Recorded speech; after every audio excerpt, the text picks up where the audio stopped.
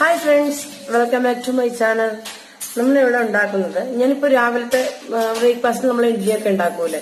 അപ്പൊ ഇഡ്ഡലി ഉണ്ടാക്കിയിട്ട് ബാക്കി ഉണ്ടായ ഇഡ്ഡലി കൊണ്ട് നമുക്ക് വൈകുന്നേരം 4 മണിക്ക് ഒരു അടിപൊളി സ്നാക്സ് അല്ല ഒരു പലഹാരം ഉണ്ടാക്കാം. അപ്പൊ ഞാൻ ഇത് ചീനച്ചട്ടി വെച്ചിട്ടുണ്ട്, കുറച്ച് ഓയിൽ ഇട്ട് കൊടുത്തിട്ടുണ്ട്, ഗ്യാസ് ഓൺ ചെയ്തിട്ടുണ്ട്, ഓയിൽ കുറച്ച് ചൂടായിട്ടുണ്ട്. ഇപ്പം ഞാൻ അതിലേക്ക് ഒരു വറ്റൽമുളക് ഞാൻ ഇങ്ങനെ രണ്ടായി കട്ട് ചെയ്തിട്ട് അതിലേക്ക് ഇട്ട് കൊടുക്കുവാണ്. പിന്നെ കുറച്ച് ഉഴുന്നുപരിപ്പ് ഇട്ട് കൊടുക്കുന്നുണ്ട്.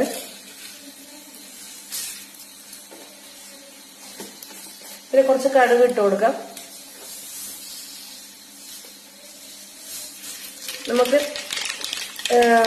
അതായത് ഇഡ്ഡലിയിൽ നമുക്ക് കടുക് വറുത്തിട്ട് കഴിക്കുന്നതാണ് ഞാനിപ്പോ ഉണ്ടാക്കാൻ പോകുന്നത്. ഇത് കടുക് പൊട്ടിക്കാൻ വേണ്ടിയിട്ട് നമുക്ക് സവാള ചെയ്തായി കത്തിരിച്ചെടുത്തിട്ടുണ്ട്, ഞാൻ അത് ഇട്ട് കൊടുക്കാൻ പോവാണ്.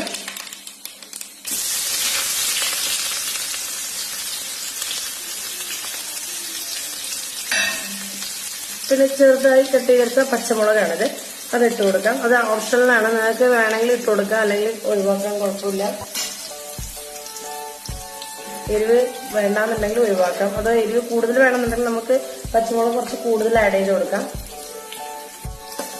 ഇതൊന്ന് നന്നായി ഇളക്കിയെടുക്കാം.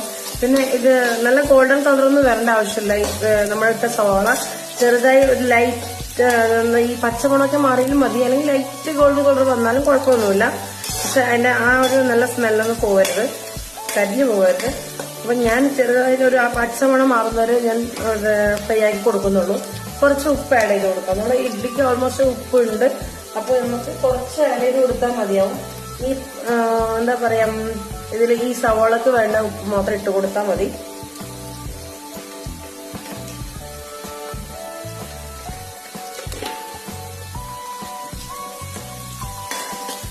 പിന്നെ നമുക്കിതില് മെയിനായിട്ട് വേണ്ടതെന്ന് വെച്ച് കഴിഞ്ഞാല് ഇത് കറിവേപ്പില ഇട്ട് കൊടുക്കാം.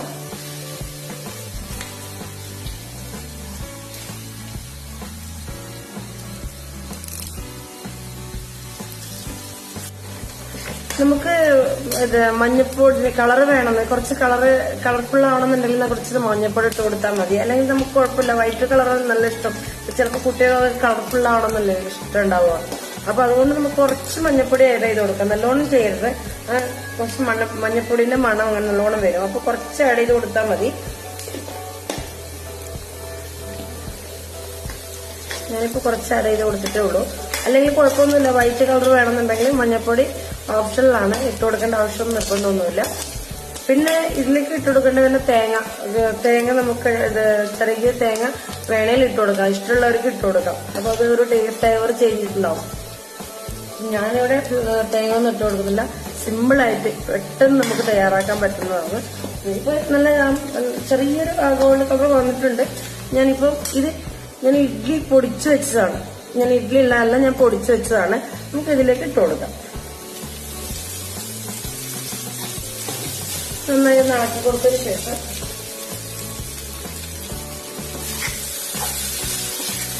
ഇതിപ്പം ഇഡ്ഡലി നല്ല ചൂടുണ്ടെന്ന് വെച്ചിട്ടുണ്ടെങ്കിൽ നമുക്ക് കുഴപ്പമില്ല, ഇത് ചൂടാക്കേണ്ട ആവശ്യമില്ല. അഥവാ ചൂടില്ല എന്നുണ്ടെങ്കിൽ നമുക്ക് ചെറിയ തീയിൽ വെച്ചിട്ട് നമുക്ക് ഒന്ന് അടച്ചു കൊടുത്ത് നല്ല ചൂടാക്കി എടുക്കണം.